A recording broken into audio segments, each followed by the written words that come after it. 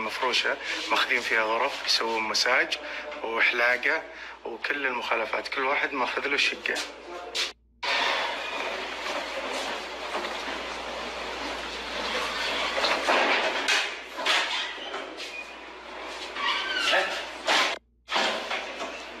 يقاومون كم يقاومون رجال الأمن.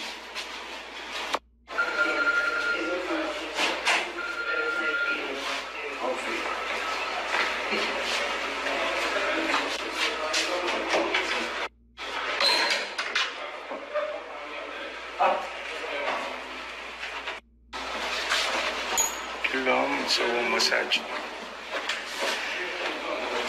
الله يقويكم يا رجال الأمن على كل من يخل بالأمن.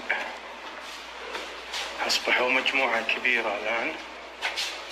هذا حمد الشقق هذه فندقية مفروشة. نعم فندقية، تم التنسيق معهم عن طريق عميل خفي والحجز على أساس مساج وكذلك حلاقة.